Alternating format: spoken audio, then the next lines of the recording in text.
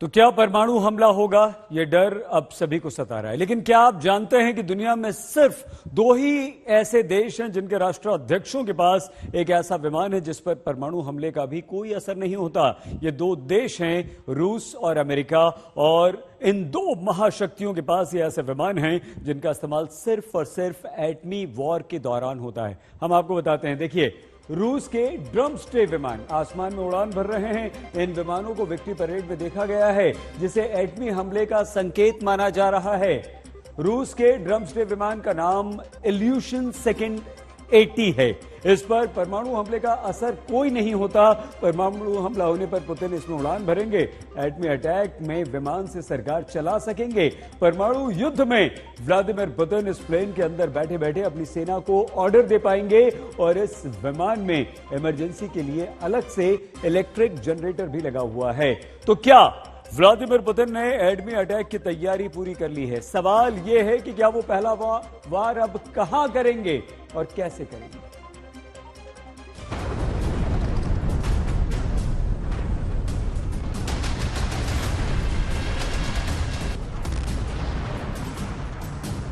क्या रूस का ये जलता युद्धपोत तीसरे विश्व युद्ध की वजह बनेगा? और क्या तीसरा विश्व युद्ध शुरू हो चुका है?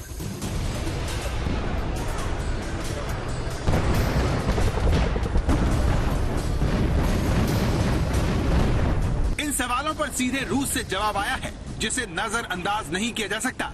रूस के सरकारी टेलीविजन का एक बड़ा एंकर इस घटना को तीसरे विश्व युद्ध की शुरुआत बता रहा है।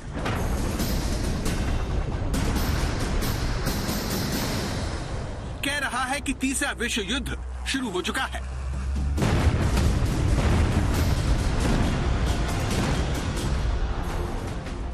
Сражаемся, если не с НАТО, то уж точно с инфраструктурой НАТО.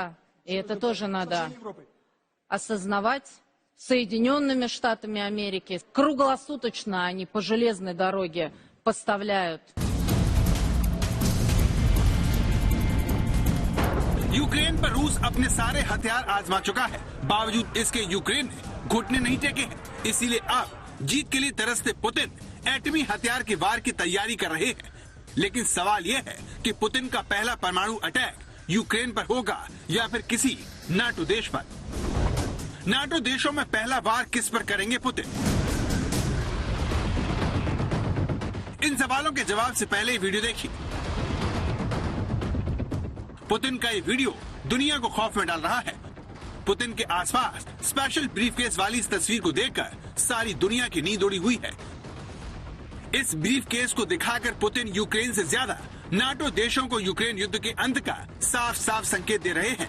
बता रहे हैं कि वो परमाणु हमले के लिए तैयार हैं। यही वजह है कि जेलेंस्की बार बार परमाणु हमले का सामना करने के लिए तैयार होने की बात कर रहे हैं। परमाणु हमले का डर जेलेंस्की के इस नए बयान में साफ साफ देखा जा सकता है।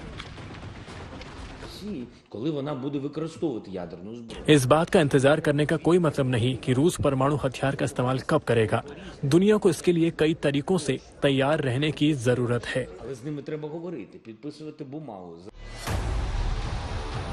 लेकिन पिछले कुछ दिनों में जिस तरह से पुतिन अपने न्यूक्लियर ब्रीफकेस का सार्वजनिक प्रदर्शन कर रहे हैं, वो अपने आप में काफी कुछ कहता है। पुतिन मॉस्को में एक अंतिम संस्कार में शामिल होने कैथेड्रल पहुंचे थे, तब उनका सीक्रेट न्यूक्लियर ब्रीफकेस उनके साथ था।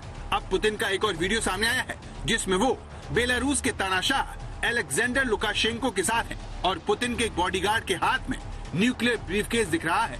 देखने में पुतिन का ये न्यूक्लियर ब्रीफकेस किसी साधारण ब्रीफकेस की तरह होता है, लेकिन इस ब्रीफकेस में न्यूक्लियर हमले से जुड़े दस्तावेज और अलर्ट अलार्म होता है। पुतिन कई बार न्यूक्लियर हमले की धमकियां दे चुके हैं। अब उनके साथ न्यूक्लियर ब्रीफकेस की जो तस्वीर सामने आई है, वो पुतिन की मंशा पर सवाल उठाती है। दोस्तों, जैसा हम जानते हैं कि पश्चिमी देश लगातार हमारे ऊपर पाबंदियां लगा रहे हैं। इन गैर कानूनी पाबंदियों से हर कोई वाकिफ है। साथ ही नाटो देश भी लगातार एग्रेसिव स्टेटमेंट दे रहे हैं। इसीलिए मैंने रशियन आर्मी को हाई अलर्ट पर रहने के लिए कहा है।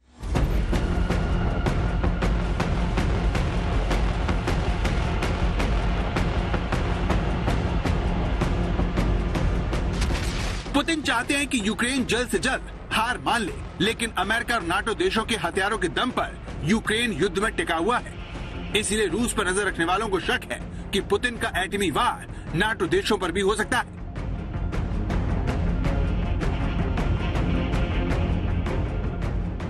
रूस दुनिया की सबसे बड़ी परमाणु शक्ति है, जिसके पास सबसे ज्यादा परमाणु बम है। बताया जा रहा है कि मौजूदा हालात को देखते हुए पुतिन ने अपने 2000 टैक्टिकल वेपन को एक्टिव कर दिया है, जिससे पूरा यूरोप बर्बाद हो सकता है। लेकिन सवाल यह है कि पुतिन का पहला वार कहां होगा।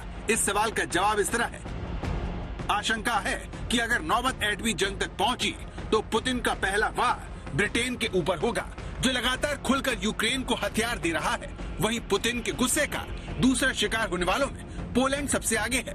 इसकी सबसे बड़ी वजह यह है कि यूक्रेन को पोलैंड के जरिए ही नाटो देशों से हथियार मिल रहे हैं। यूक्रेन को मिलने वाले इन हथियारों पर अब रूस ने सख्त रुख अपना लिया है। उसने शुक्रवार को सीधे सीधे धमकी दी कि यूक्रेन को रूस के खिलाफ हथियार देने वालों पर वो सख्त रुख अपनाएगा। अब सवाल ये है कि क्या ये सख्त रुख एटमी हमला हो सकता है।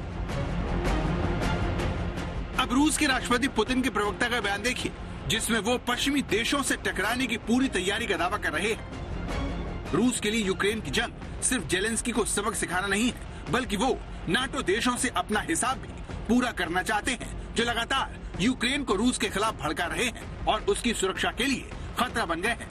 यूक्रेन को मिलने वाली अमेरिकी सैन्य मदद से भी पुतिन गुस्से में है और अपनी ताकत दिखाने के लिए शांत होने को तैयार नहीं है।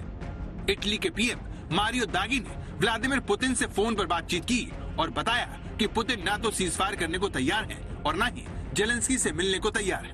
30 मार्च को पुतिन से बातचीत के बारे में इटली के पीएम ने बताया कि उन्होंने पुतिन से पूछा कि क्या आप जेलेंस्की से मुलाकात करेंगे। उन्होंने आगे कहा कि सिर्फ आप ही दोनों देशों के रिश्तों की इस उलझी गांठ को खोल सकते हैं। पुतिन ने कहा, ये जेलेंस्की से मिलने का वक्त नहीं है, क्या आप सीजफायर कर सकते हैं। इस पर पुतिन ने कहा कि नहीं, अभी उसका वक्त नहीं है।